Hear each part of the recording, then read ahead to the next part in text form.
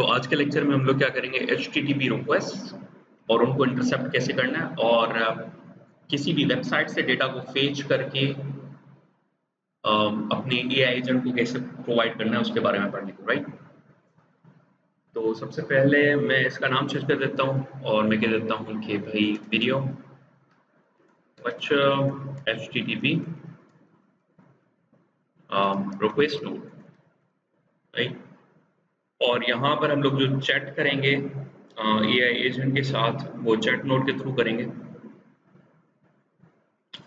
इसके साथ हम लोग AI एजेंट को कनेक्ट कर देंगे।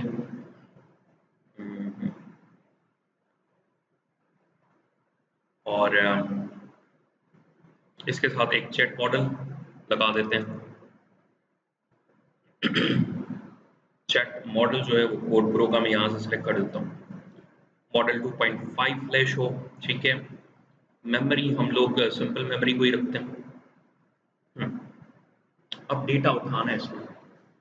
डेटा जब उठाएगा HTTP नोड से उठाएगा, तो उसके लिए हम लोग क्या करेंगे, यहाँ पर HTTP रिक्वेस्ट टूल को अटैच कर देंगे। अब इसमें ना काफ़ी सारे मेथड्स होते हैं, जैसे गेट मेथड है, डिलीट मेथड है, या पोस्ट मेथड है, पुट मेथड है। नॉर्मली सबसे ज़्यादा जो यूज़ हो रहे होते हैं वो गेट एंड पोस्ट यूज़ हो रहे होते हैं, ठीक है। डेटा को अपडेट करने के लिए पुट भी यूज़ होता है, पर बहुत ज़्यादा जो यूज़ हो रहे होते हैं वो गेट पोस्ट हो रहे होते हैं। डिलीट भी बहुत कम यूज़ हो रहा होता है, बट हम लोग करते हैं। और ये क्या करेगा, ये क्योंकि किसी वेबसाइट से डेटा उठाता है तो हमें क्या करना पड़ेगा, यहाँ पर URL भी वेबसाइट की देनी पड़ेगी। अभी मैं क्या करना चाह रहा हूँ, अभी मैं किसी वेबसाइट से डेटा उठाना चाह रहा हूँ, तो मैं इसे कहूँगा कि भाई किसी वेबसाइट से डेटा उठाओ, तो मैं कहूँगा कि हमारी एक वेबसाइट है https codepro.com.pk। अब इस वेबसाइट से कौन सी डेटा निकालनी है हम लोगों को वो ट्रेन करना पड़ेगा इसे। तो मैं इसे यहाँ पर कर दूंगा make an HTTP request and return the response data specially anchor tags और URLs। क्लियर। तो यहां से ये क्या करेगा, URLs उठाएगा। Okay cool. अब जो ये हमारे पास AI एजेंट है, इस AI एजेंट के ऊपर हम लोग क्या करते हैं, मैसेज लिख देते हैं आपने क्या करना है। तो मैं AI एजेंट को बोलता हूं कि भाई आपने क्या करना है, your helpful AI assistant that will extract URLs or anchor tags from provided HTTP request node and respond to the user। ठीक है। अब हम लोग आ जाते हैं, ये बहुत ही सिंपल सा मैंने मैसेज लिखा है, आप लोग इसको मॉडिफाई भी कर सकते हो अकॉर्डिंग टू योर नीड्स। वैसे सेव कर देता हूँ। सेव करने के बाद यहाँ पर आते हैं और अब इससे पूछना शुरू करते हैं। तो उसके लिए मैं यहाँ पर चैट पे क्लिक कर देता हूँ, इसको जूम आउट कर देते हैं कुछ इस तरह से, और इनको यहाँ पर कर देते हैं थोड़ा सा आगे। ओके। और यहाँ पर इसे कहते हैं कि भाई can you get me the URLs from CodePro website।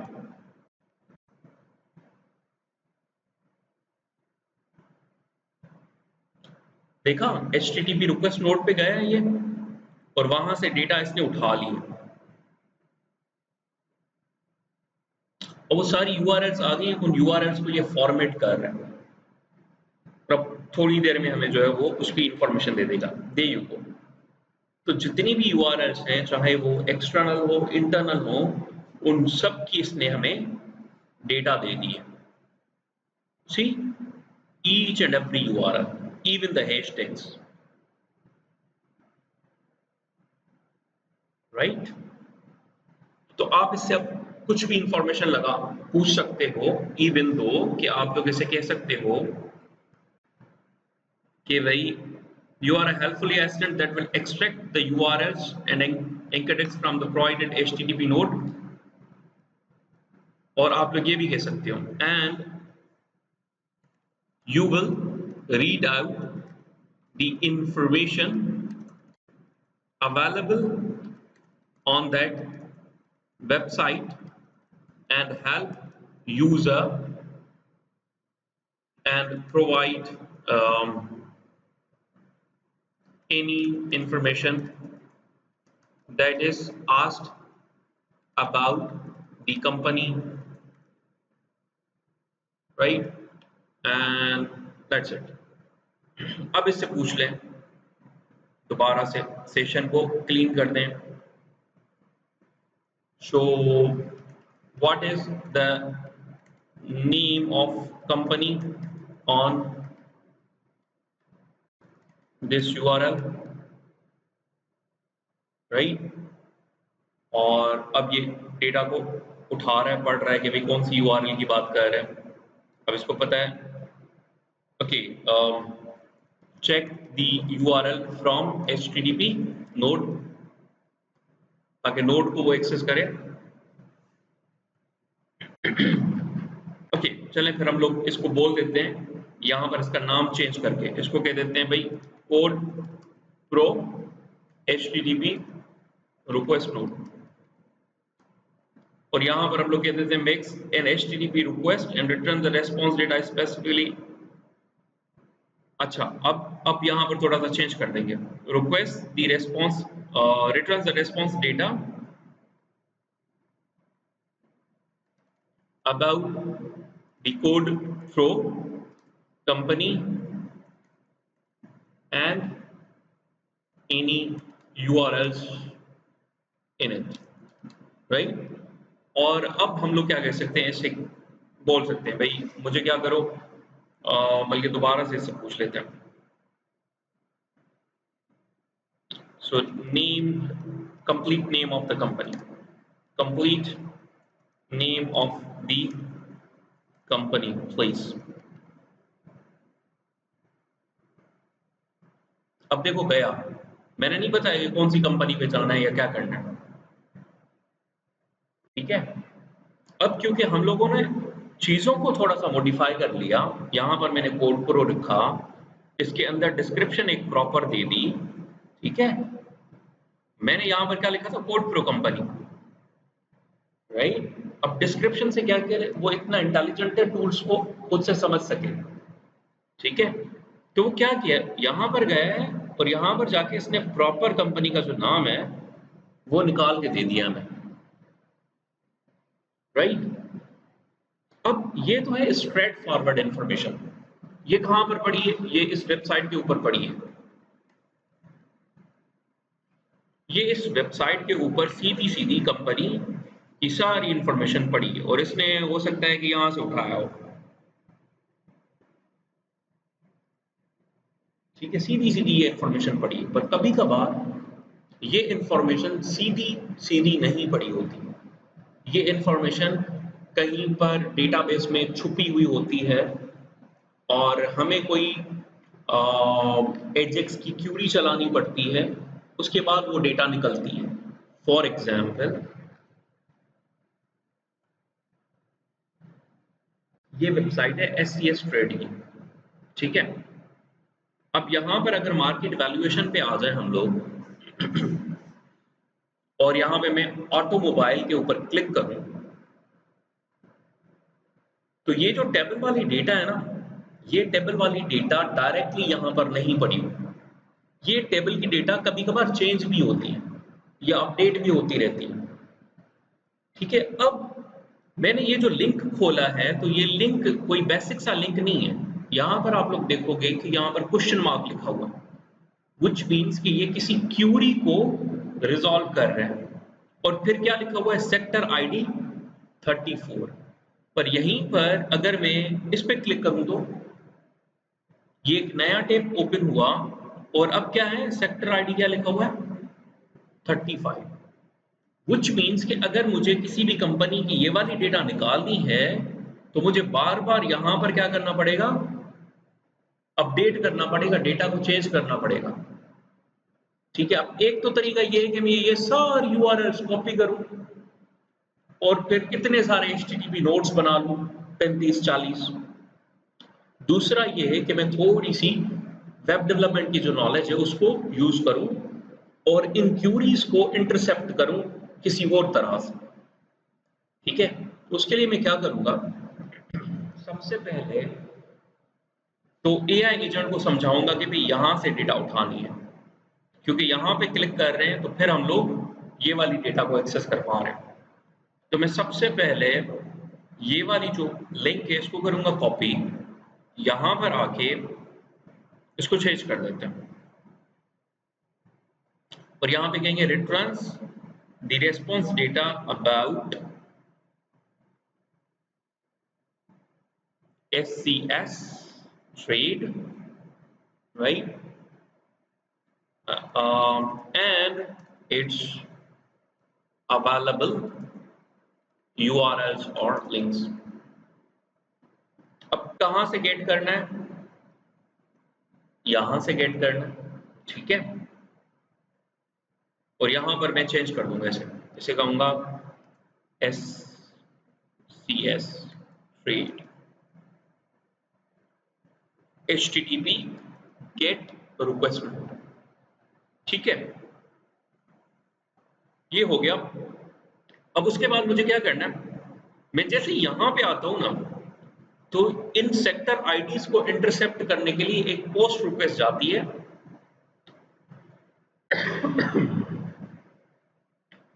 एक पोस्ट रिक्वेस्ट जाती है, ठीक है, उस पोस्ट रिक्वेस्ट से ये डेटा निकल के आता है। उसको हम लोग चेक करेंगे कैसे, यहां पर आके राइट क्लिक करूंगा, इंस्पेक्ट पे क्लिक करूंगा, इंस्पेक्ट पे क्लिक करने के बाद मैं आऊंगा कहां पे, नेटवर्क पे। अब नेटवर्क पे इस पेज को जैसे ही मैं रीलोड करूंगा तो ये मुझे बताएगा कि ये डेटा जो है वो असल में आ कैसे रहा है। तो ये जो डेटा आ रहा है वो डेटा आ रहा है यहां से। ठीक है, और यहां पर अगर आप हेडर्स पे आओगे तो ये आपको बताएगा कि ये असल में पोस्ट रिक्वेस्ट है और असली जो यूआरएल है वो ये है जहां से डेटा आ रहा है। ठीक है, तो आपने क्या करना है, आपने इसको करना है कॉपी और आप अब यहां पर आ जाओगे और यहां पर आप लोगों ने क्या करना है, प्लस के ऊपर क्लिक करना है, HTTP रिक्वेस्ट के ऊपर क्लिक करना है और अब हम लोग कहेंगे भाई make an HTTP request and return the response data about the companies listed. ठीक है, एंड देयर वैल्यूज। क्या डेटा भेजना है भाई, रिक्वेस्ट भेजनी है पोस्ट वाली, कहां पे, यहां पे। ठीक है, उसके बाद आपने क्या करना है, हेडर सेंड करने। ठीक है, और यहां से मुझे हेडर्स कौन से चाहिए वो मुझे यहाँ पे मेंशन करने होंगे। अब उसके लिए मैं क्या करता हूं, मैं कुछ इंफॉर्मेशन उठा लेता हूं। ओके, तो आपने क्या करना है, यहां पर आना है और पैरामीटर डालना है कंटेंट टाइप। ठीक है, और इसकी वैल्यू क्या होगी, एप्लीकेशन स्लैश जेसन। राइट, ये तो हो गया आपका हेडर और साथ ही साथ आपकी जो बॉडी है वो जाएगी और आप लोग कहोगे भाई जेसन वैल्यू है या आप लोग इसकी फील्ड्स बता दोगे। अब ये जो फील्ड्स हैं वो कहाँ से आए, कि कौन सी फील्ड को चेक करना है, तो ये यहाँ पर जो फील्ड लिखी हुई है क्या लिखा हुआ है, सेक्टर आईडी। ठीक है, पर जब आप इसको चेक करते हो, राइट, जैसे यहाँ पर लिखा हुआ है सेक्टर आईडी, लेकिन जब आप इसका पेलोड चेक करोगे तो यहाँ पर आपको क्या नजर आएगा, आईडी। यहाँ पर ऊपर सेक्टर आईडी लिखा हुआ है पर यहाँ पर क्या आ रहा है, आईडी आ रहा है और उसकी कोई वैल्यू आ रही है। अब वो कभी 34 हो सकती है, कभी 35 हो सकती है, कुछ भी हो सकता है। तो आप लोग क्या करोगे, आप लोग अपने एजेंट पे आके आप लोग कहोगे कि भाई मुझे जो है वो क्या करना है, आईडी डालनी है और उसकी जो वैल्यू है वो एजेंट खुद ही उठा लेगा, कभी 35 उठाएगा 30। ठीक है, सो ID can be any numerical data. ठीक है, for example 34. ठीक है, ओके कूल।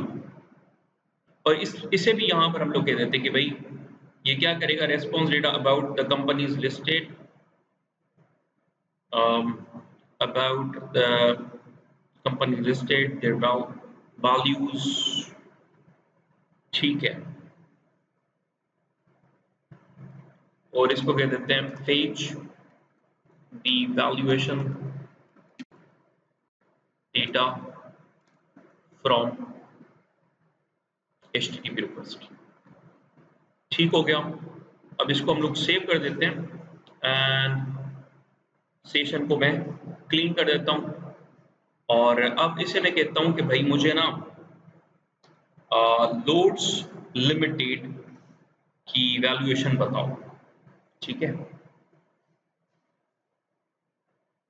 इसे मैं कह देता हूँ can you provide me data of loads limited. ठीक है, maybe its price and all other data। ठीक है, कुछ भी मैंने पूछ लिया इससे, इसको मैं एंटर करूंगा। हाँ यस, अब जो AI एजेंट है उसको भी थोड़ा सा चेंज करना होगा, उसका सिस्टम मैसेज भी अपडेट करना होगा, राइट। आप क्या कहोगे, आप कहोगे you are an stock expert that will fetch the URLs from provided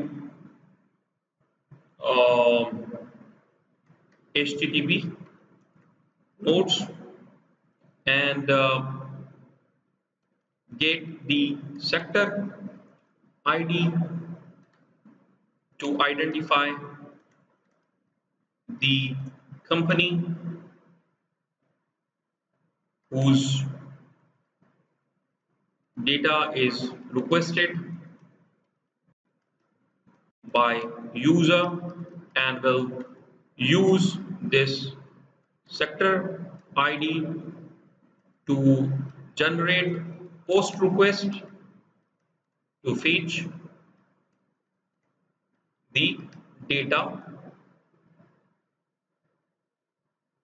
and provide response to user।